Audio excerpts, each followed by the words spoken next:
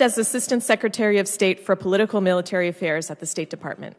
Ambassador Bloomfield previously served as Deputy Assistant Secretary of State for Near Eastern Affairs, Deputy Assistant to the Vice President for National Security Affairs, and Principal Deputy Assistant Secretary of Defense for International Security Affairs. Please welcome Ambassador Bloomfield.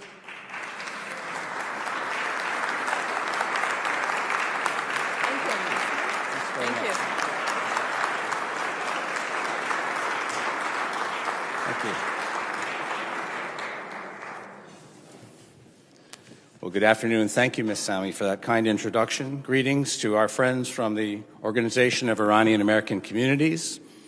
Greetings to the legislators here on Capitol Hill and professional staff. Thank you for your service, and I extend that thanks to those who've served before, including my distinguished colleagues at the front table. It's an honor to stand with you. And to those who may hear the message, to Mrs. Rajavi, to the NCRI, to the MEK, and to the brave people of Iran who are standing up for their rights, I salute you, and I'm happy to be here today. Happy Nowruz.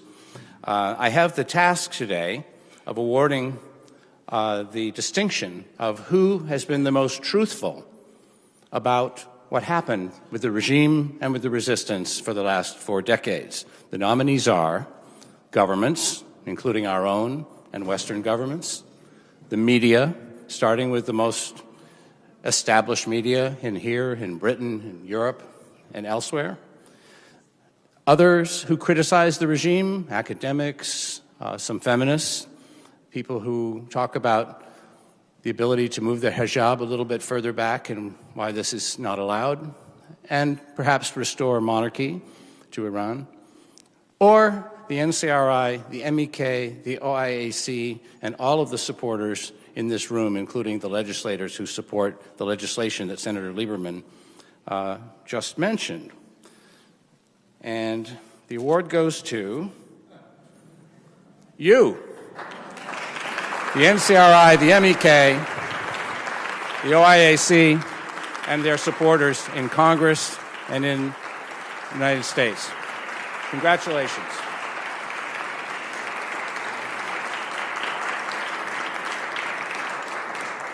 Let me show you why that's true. Buckle up. I'm going to go very quickly through the facts that justify what I've just said. These people, you hear it even today. You've heard it for 40 years. They killed Americans in the 1970s. You're looking at the truth. The Washington Post, William Brannigan. You're looking at the truth.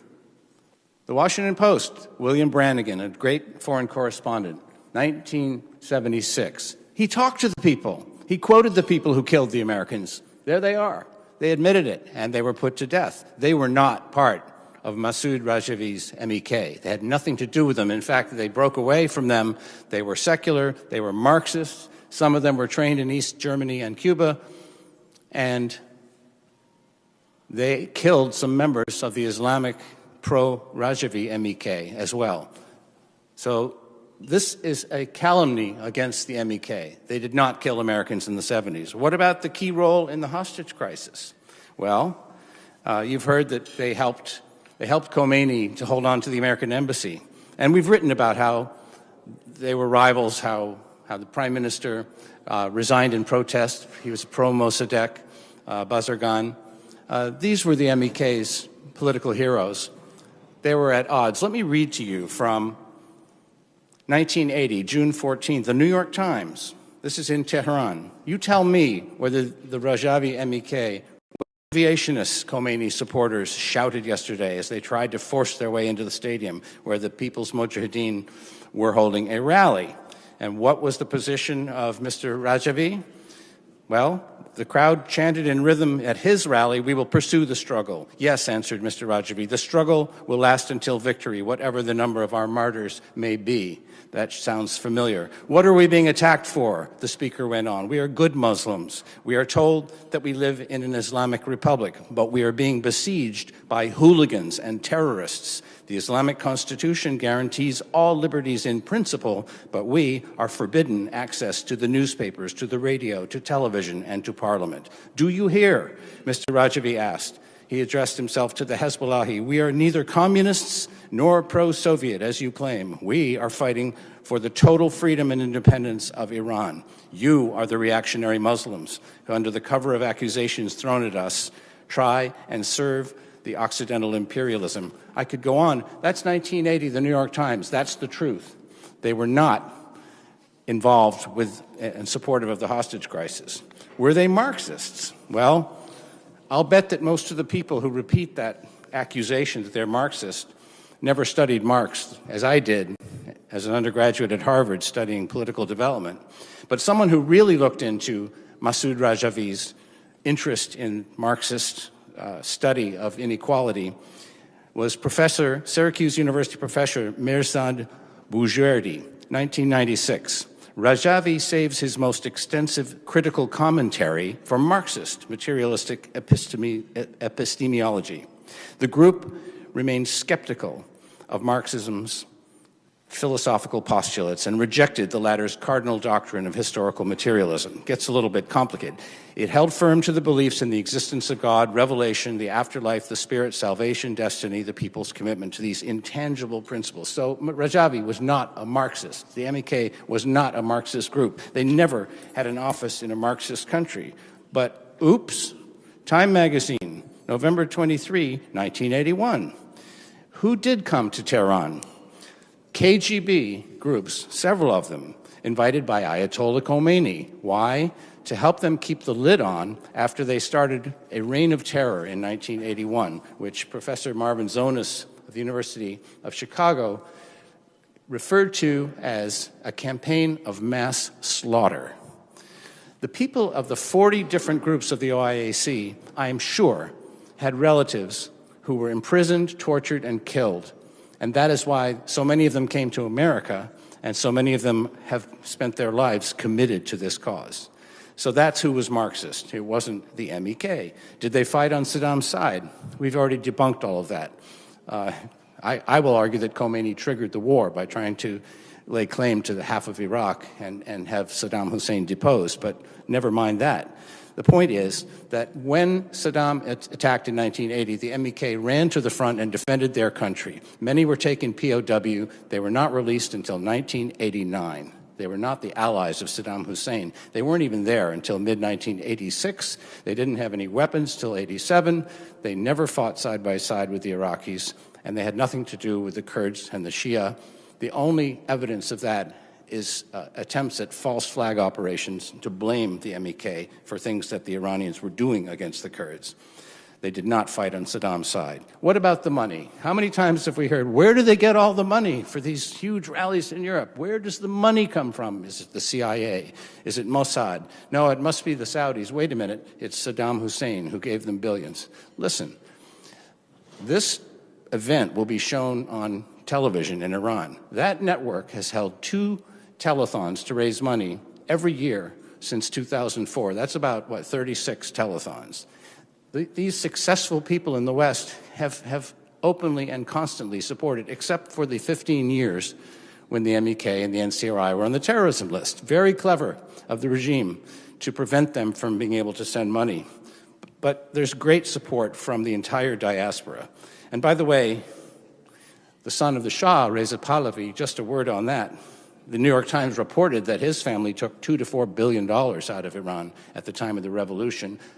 His supporters will say that it was all tied up in courts, but he himself said he had about $62 million, which in 2023 dollars is about $250 million. How much of that has gone back to Iran? How much of that has tried to support the uprising? I would venture to say 0. So let's look at how the United States government has described these very same matters. 1985, a distinguished colleague, Assistant Secretary of State Dick Murphy, testified before the House Subcommittee on Europe and the Middle East, Lee Hamilton's committee. At the end of it, he made some disparaging comment about the MEK. Chairman Hamilton said, "Excuse me, what was that all about?" And Secretary Murphy said, "Well, my staff said that I should say something at the end." Interesting.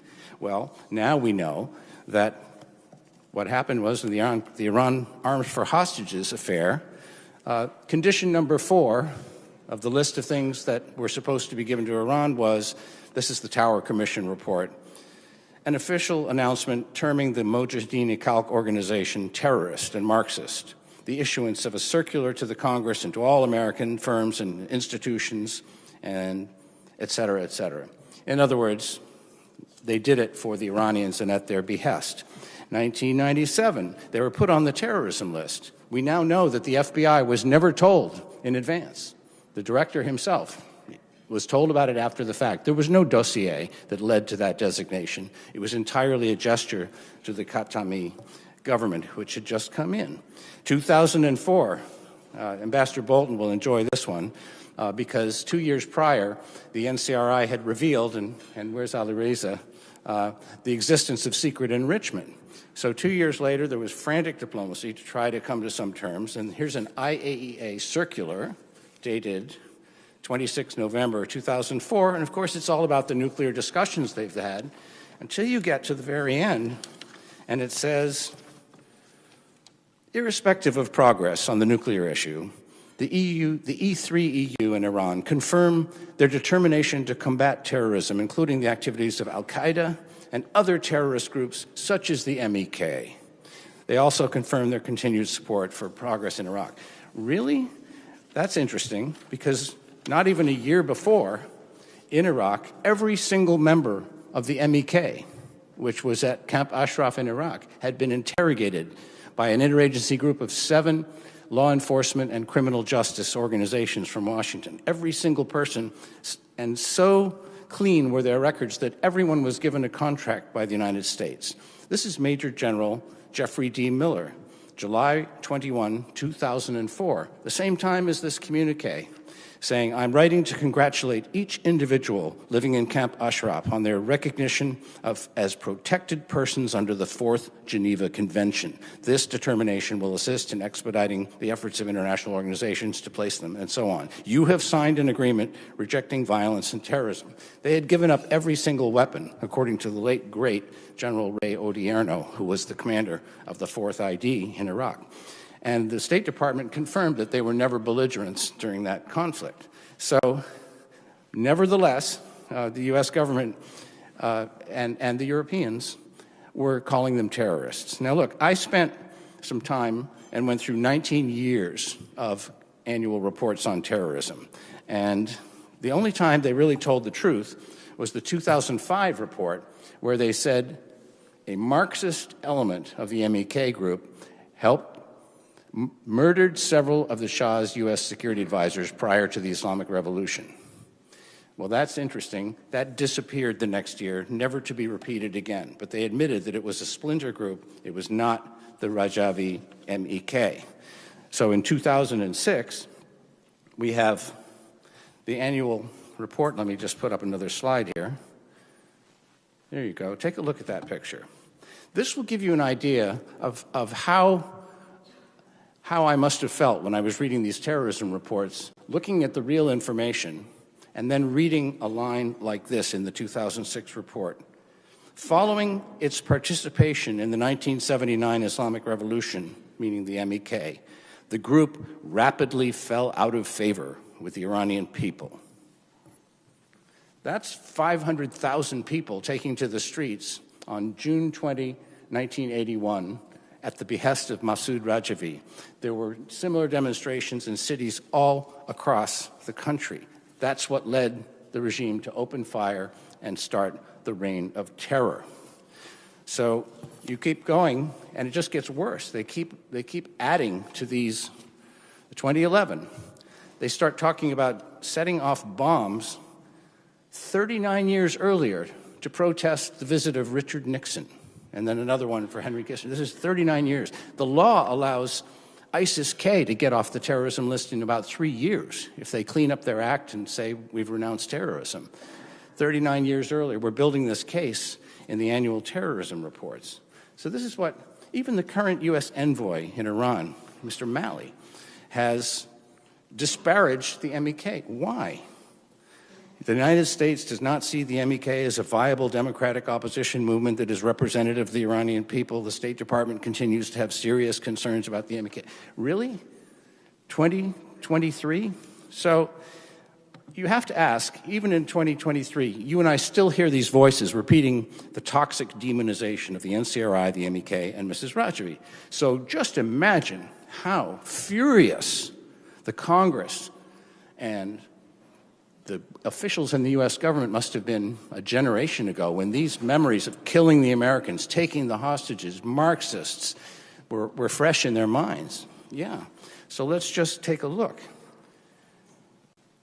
I mean, do you really think that the late great Senator and then Congressman John McCain would have penned a letter in 1984 to Masood Rajavi saying the efforts of the National Council of Resistance to end the brutality in Iran are truly laudable, and I commend you and your compatriots for the courage shown in your endeavor. The hopes of all Americans for a better Iran are with you. 1984, John McCain. Do you really think that Senator Ted Kennedy from my home state, after whom this beautiful room is named, would have written to Masood Rajavi in 1984, talking about how the Iranian people are ready for a change. They're ready for an end to the destructive and costly war with Iraq, a war that is serving to destroy what's left of their functioning economy. They're ready for an end to the reign of terror, which has plagued the country with increasing severity over the past several years. You don't hear Senator Kennedy calling the MEK terrorists. He's writing to Masood Rajavi, as did President-elect Bill Clinton, who in December of 1992 was in a transition mode where people were around him making sure that every phone call, every letter didn't go to the wrong place. He was the incoming president. And he wrote to Masood Rajavi, "Dear Masood," at his Paris address, north of Paris. We all know where it is. We've been there. Saluting his expertise on human rights. And then there's the Congress. I mean, even today, we've heard about one of the events that they talk about is 1992, when allegedly all your friends in many countries mobbed the Iranian embassies and were furious. And so this has been called a coordinated terrorist attack, even today by someone who was a major counterterrorism official, a coordinated terrorist attack by the MEK. Really? If you looked at the front page of the New York Times, and I don't have it here, an F-4 bombed Camp Ashraf, was shot down. They claimed to have killed Masood Rajavi. They were wrong, but that triggered a worldwide protest. And so instead of demonizing the MEK, the U.S. Congress, many of the members of the U.S. Congress, stood up, 219 members in July 1992, in favor of this group. We are convinced that support for the National Council of Resistance will contribute to the achievement of peace and stability for all of the countries of the region. Same for 230 British lawmakers and thousands of parliamentarians in 20 countries. So you have been right all along. And where has our press been? And this is the last piece. You know, they've been reporting pretty well on the opposition to Russia, China, Syria, Burma. But Iran, let's talk about the BBC. We might as well talk about the big guys. So here's a recent article where a former MEK, many of you may have known Hassan Hirani, here he is in Tirana, telling the BBC what a grim existence he had inside Ashraf 3, how he had to confess his sexual sins and all this other stuff. So he's the great source of how bad the MEK is, except, oops, the Albanian press, July of last year, reporting that their security service, SPAC, 20 Iranians, previously former MEK members, are under investigation by SPAC for espionage in the service of the Iranian regime. Hassan Hirani is one of the persons who is suspected of being the leader of former MEK members. New York Times, we might as well go for the major ones. So the last time they dared to go near the MEK was February 16, 2020. They sent a stringer there. And the headline was, "Highly secretive Iranian rebels are holed up in Albania." And then, depending on whom you ask, the People's Jihadists are Iran's government-in-waiting or a duplicitous terrorist cult that forbids sexual thoughts. That is disgraceful. It's an outrage, not just about the cultural side, but the notion that they are claiming to take over the country. The press has disgraced itself in letting this clerical dictatorship ghostwrite its script. It needs to stop. So my Nowruz resolution is no more repeating regime propaganda. Don't let anyone lecture you, oh, the MEK and the NCRI, they have no support in Iran, they have no future in Iran, they have no place in the future. Isn't it interesting? Everyone is in such a hurry to explain who the Iranian people do not support. And they're so quick to claim that Mrs. Rajavi and the resistance are trying to seize power in Tehran. This is the biggest falsehood of all. That's the biggest one of all. Let's listen to the words of Masoud Rajavi in 1980. Freedom is a divine gift to mankind. Anyone who seeks to abrogate the freedom of discussion and criticism does not comprehend Islam. And this: it is not enough to have gone through the trials of repression, imprisonment, torture, and executions under the Shah and the mullahs. The mujahideen must also pass the test of general elections. 1980. 31 years later, I was sitting with many of my friends in Paris when Mrs. Rajavi said the same thing. She didn't say, we're going to take over the government. She said, we would be honored to sit in loyal opposition in a democratic Iran. And you've heard from my distinguished colleagues here who understand this intimately. They are the experts on democracy, that has been their position all along. The last time I checked, what they have described from the beginning and throughout these decades is the very definition of democracy and legitimate government, the very cause for which every American public servant in this room has dedicated his or her professional life. The NCRI is the only voice speaking for the Iranian people and their aspiration. It's not about the hijab. It's not about whether they can wear their hair, show 4 inches of the front of their hair. It's not about handing power to the son of a deposed corrupt tyrant who declared himself king, by the way, after his father died. This uprising and the goal of the organized resistance since the MEK was founded by student intellectuals in the 1960s had never wavered to establish popular sovereignty and the consent of the governed under a legitimate constitutional process with checks and balance, just like ours. Now, we saw Reza Pahlavi at the recent Munich Security Conference. His supporters outside the hall held photos of Parviz Sabeti, the number 2 in his father's dreaded Savak security force, with the caption, quote, "the nightmare of future terrorists." I can't tell you whether that was done at Reza Pahlavi's personal request, but the press should at least know that Francois Mitterrand's counterterrorism advisor, Yves Bonnet, wrote a 450-page book, yes, you have to read it in French, that explains how Savak was offered a deal. You lose everything or you work for us. And they turned into Vivak. They had people stationed all over Europe. They wanted those connections. And they have been working for the Ayatollahs for 4 decades. So when you see someone from Savak standing up and saying, yes, this is what we want, and, get out of my way, you have to dig deeper and understand, is this what people are risking their lives for in Iran? So for Nowruz, when we welcome this new year, we need to mark not just a new beginning, we need to mark an end to 4 decades of allowing the Tehran dictatorship to make us forget the truth, repeat falsehoods and propaganda, and live in fear of offending the world's most lawless state actor. The Iranian people, led by women and girls of Iran, are putting their lives on the line, facing beatings, poison gas, long prison sentences, and hanging. Our job requires much less courage. Demand the truth. Insist that the media stop amplifying the false history. Stop giving these brutal criminals a pass. A new year has arrived. The people of Iran are in open revolt. The embattled regime in Tehran has no legitimacy and must be held to account for its crimes at home and abroad.